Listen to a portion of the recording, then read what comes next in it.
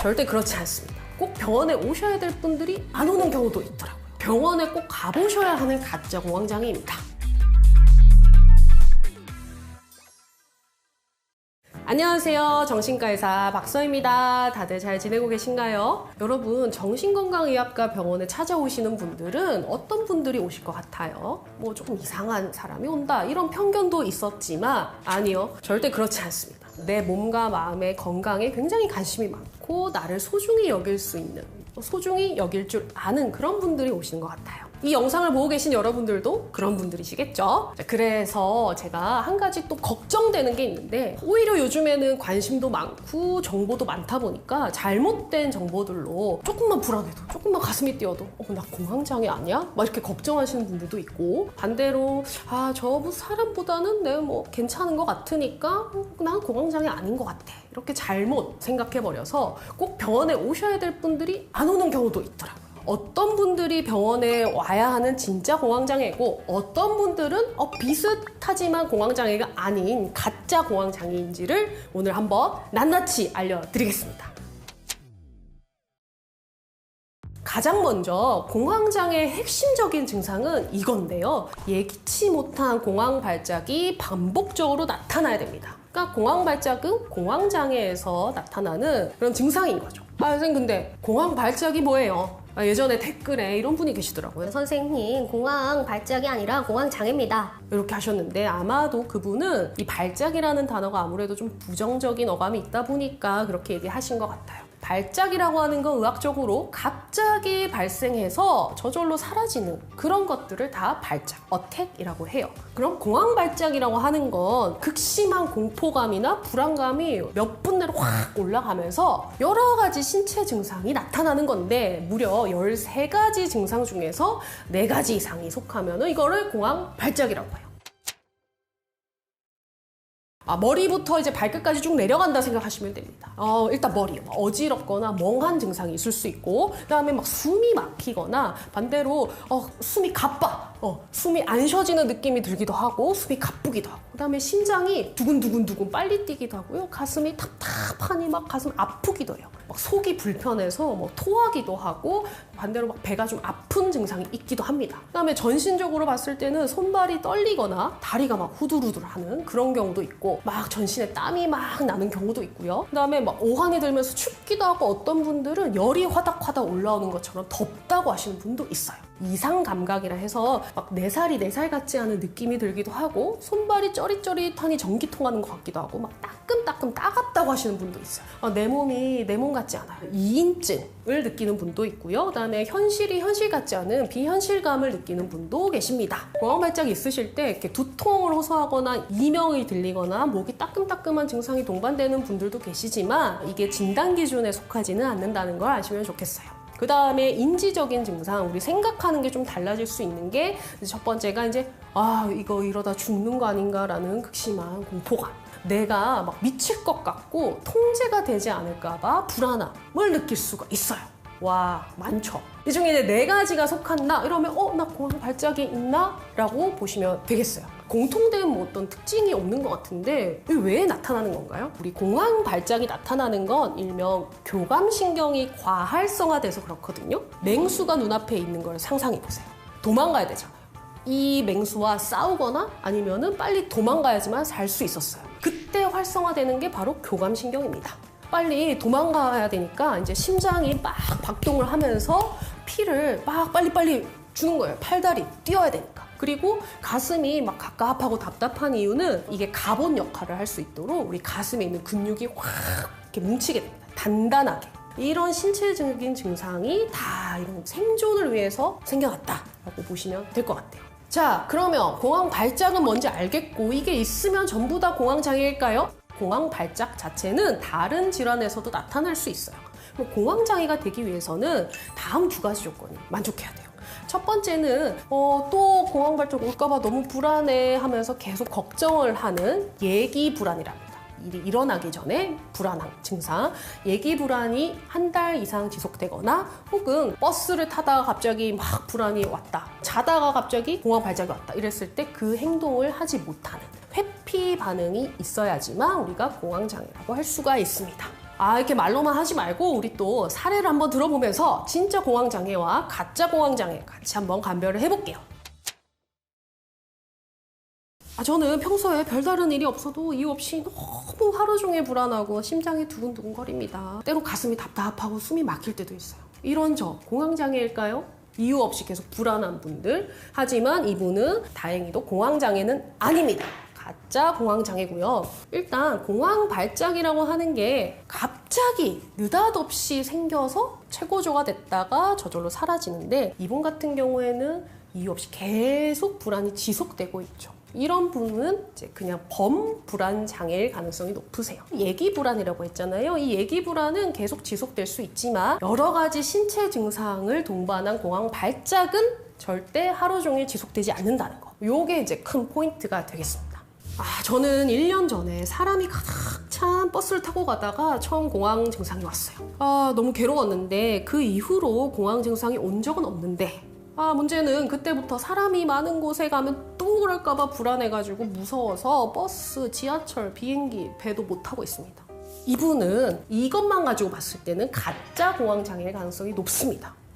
이거 진짜 아니에요? 이분은 광장공포증으로 진단을 내릴 수가 있겠는데, 실제로 광장공포증은 공황장애가 있는 분들의 절반 이상이 같이 동반이 되어 있기 때문에 많이들 헷갈리실 수 있을 것 같아요. 광장공포증은 뭔가요? 우리 폐소공포증, 폐쇄공포증 이런 거 들어보신 적 있으시죠? 좁은 곳에 갇혔을 때 갑자기 너무 불안감을 느끼는 그런 분들은 생각보다 많으실 텐데, 이게 이제 광장공포증의 증상이에요. 광장에 사람이 가득 찬 걸 한번 상상을 해보실까요? 이때 내가 뭔가 문제가 생겼는데 여길 빨리 탈출하고 싶은데 막 사람에 낑겨서 탈출을 못하고 있는, 이게 너무 불안한 거예요. 혹은 아무도 없어서 내가 아팠을 때 도움을 받지 못한다? 이걸 상상하시면 됩니다. 광장공포증이 실제로 일상생활에 굉장히 큰 불편함을 줍니다. 그래서 공황장애가 있는 분들도 이게 있는 분이 있고 이 증상이 없는 분이 있어요. 진단명도 그렇게 나눠지거든요. 전체 예후를 봤을 때 이 광장공포증을 갖고 계신 분이 조금 더 치료하기도 어렵고 일상생활을 많이 힘들어 하신다는 그런 결과가 있습니다.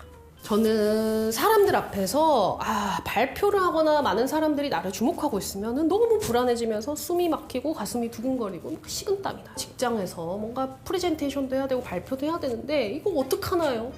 이런 분들도 많으실 텐데, 이분은 다행히도 가짜 공황장애입니다. 이렇게 누군가의 앞에서 얘기를 하거나 내가 주목을 받고 있는 상황을 극도로 불안해하고 공포감을 느끼는 것을 우리가 사회불안장애, 사회공포증이라고 표현을 합니다. 이분들과 공황장애의 가장 큰 차이점은 뭐냐면, 불안해하는, 공포스러워하는 게 다른 거예요. 공황장애는 아까 공황발작이 처음에는 예기치 못하게 탁 발생을 하고 그 다음부터는 그 공황 증상이 또 올까봐 불안한 반면에, 이런 사회공포증 분들은 남들이 나를 주목하는 그 상황이 불안한 것이고, 또 그 앞에서 내가 실수를 하거나 남들이 나를 비난할까봐 그거에 대한 불안감이 굉장히 심한 거거든요. 그래서 불안해하는 대상이 전혀 다르다라는 거를 좀 아시면 좋겠습니다. 자, 그 다음 사연 볼게요. 저는 자다가 갑자기 숨이 막히고 답답한 그런 공황 발작이 한 번 있었는데, 그 다음에는 그래도 좀 괜찮았어요. 근데 최근에 다시 한번 또 공황 발작이 왔습니다. 공황장애 치료를 받아야 될까요? 이분은 다행히 가짜 공황장애에 해당됩니다.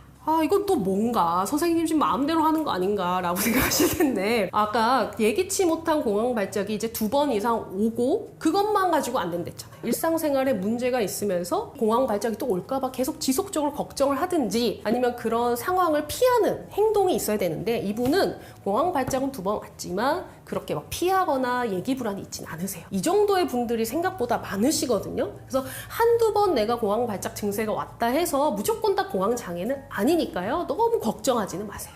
그런데 이런 건 있습니다. 이 공황 발작이 굉장한 트라우마를 남길 수가 있어요. 어떤 연구에 보면은 이게 마치 어느 정도의 공포냐, 전쟁터 한가운데 있는 그 정도의 극한의 공포감과 괴로움을 느낀다고 하니, 사실 이 한 번만 오더라도 이게 내 뇌에 탁 박혀서 또 재발할 확률이 좀 높아지긴 합니다. 초기에 진료하시면은 또 금방 잘 회복이 되시거든요. 그러니까 너무 묵혀두지는 마세요. 저는 1년 전에 자다가 갑자기 숨이 쉬어지지 않고 가슴 두근거리고 식은땀 나고 죽는 게 아닌가 하는 공황 증상이 있었는데, 그날 이후로 한동안 증상이 없다가 2달 전쯤 운전을 하다가 터널을 지나가는데 갑자기 증상이 오는 거예요. 그 이후로는 이제 잠을 자는 것도 무섭고 또 그런 증상이 올까봐 운전도 제대로 못하고 있습니다. 너무 괴롭네요.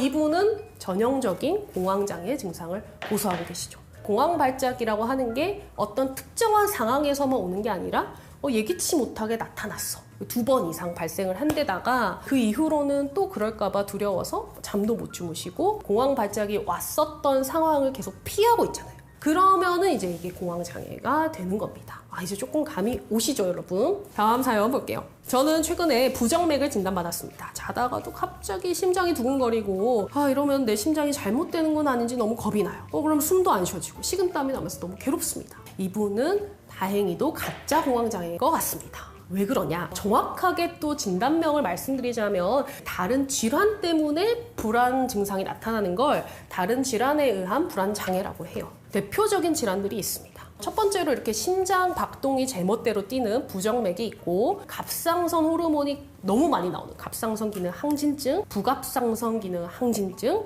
여러 가지 심폐질환 있죠. 천식처럼 이렇게 숨쉬기가 힘들다든지 이런 심장 질환이 있는 경우에 이런 공황장애 비슷한 증상들이 유발되기도 합니다. 이런 분들은 공황장애 치료를 받기 전에 일단 내 몸에 다른 질환이 있는 건 아닌지를 먼저 검사하시고 그거에 대한 치료를 받으시면 좋아지는 경우들이 상당히 많거든요. 주저하지 마시고 일단은 병원에 가셔서 건강검진을 받아보시기를 추천드립니다.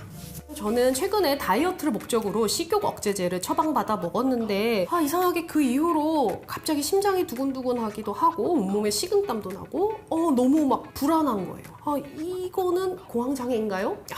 이분은 가짜 공황장애일 가능성이 높습니다. 아까 공황장애가 공황 발작이 있다고 해서 무조건 생기는 게 아니었잖아요. 이렇게 다른 약물이나 물질로 인해서 공황 증상이 유발되는 경우도 공황장애라고 하지는 않습니다. 어떤 물질들이 그러냐? 대표적인 게 이런 중추신경계를 각성시키는 이런 각성제들. 다이어트 약으로 요즘 많이들 처방받는 디에타민이라고 하는 것도 그렇고 이 디에타민이 토피라메이트라고 하는 약물과 섞여 있는 규시미아라고 하는 다이어트 약도 이런 공황장애를 유발할 수 있어요. 커피에 있는 카페인도 공황장애가 있는 분들은 되도록 드시지 않는 게 좋은 게 이런 각성 효과가 있기 때문에 좋지 않습니다. 그다음에 담배에 있는 니코틴, 결국 각성 효과가 있기 때문에 이것도 좋지 않고요. ADHD 약 중에서 메틸페니데이트 계열의 그런 각성제도 공황장애를 일부 유발할 수도 있습니다. 그러면 반대로 중추신경계를 억제하는 물질을 갑자기 뚝 끊어버렸을 때 공황 증세가 나타날 수 있는데 대표적인 게 술이에요. 술은 깰 때 이런 각성 효과가 있거든요. 술을 한두 번 먹었을 땐 괜찮지만 오랫동안 술을 지속적으로 드시다가 갑자기 그거를 뚝 끊었다 이러면 금단 증상이 확 생기면서 공황 증상이 나타날 수 있습니다. 이런 분들 계세요. 실제로 공황장애 진단받고 치료받으시다가 증상이 좋아서 술을 한 잔 딱 먹었는데 먹을 때는 막 기분 좋고 마음이 편안했는데 술이 깰 때 공황 증상이 확 올라오더라. 이런 분들 진짜 많으시거든요. 그래서 공황장애를 진단받으셨다면 담배, 술, 커피 같은 거는 좋지 않습니다, 여러분. 저는 갑자기 공황발작이 일어나면 그 순간이 기억이 나지 않는 것 같아요. 처음에 몰랐는데 가족이 발견했을 때 제가 몇 분간 의식이 없었다고 하더라고요. 이것도 공황장애인가요? 이분은 가짜 공황장애인데 병원에 꼭 가보셔야 하는 가짜 공황장애입니다. 우리가 공황발작이 있을 때 절대 의식을 잃지 않거든요. 그리고 몇 가지 증상이 있으면 이거는 공황 발작보다는 다른 뇌질환이나 다른 문제가 있을 가능성이 높으니까 꼭 병원을 가보셔야 돼요. 자, 지금까지 이렇게 진짜 공황장애와 가짜 공황장애에 대해 알아봤는데 생각보다 비슷한데 가짜가 굉장히 많죠. 포인트만 정리를 하자면 예기치 못한 공황 발작이 2번 이상 반복적으로 있었고 그랬는데 그 이후로 한 달 동안 내가 뭔가 계속 그 공황 발작이 올까봐 불안해하거나 또는 그 불안감 때문에 그런 특정한 행동이나 상황을 피한다는 게 지속된다면 공황장애일 확률이 매우 높다. 꼭 기억하시면 좋겠습니다. 공황장애가 연예인분들이 용기 있게 이제 말씀을 하시면서 많은 분들도 알게 되신 것 같아요. 그런 순기능이 있지만 반대로 그러다 보니까 조금만 뭔가 불안하거나 이상해도 다 공황장애라 생각하고 너무 심각하게 받아들이는 경향도 있는 것 같습니다. 그래서 이번 영상을 통해서 어떤 증상이 있을 때 정확히 공황장애인지를 꼭 염두하시고 너무 미리부터 걱정하지 마시고 또 내가 이런 증상이 있다면 꼭 병원에 가봐야지 이렇게 도움이 되셨으면 좋겠어요. 저는 다음 이 시간에도 정신건강에 유익하고 재미난 내용으로 다시 찾아뵙겠습니다. 감사합니다. 지금까지 정신과 의사 박서연이었습니다. 감사합니다.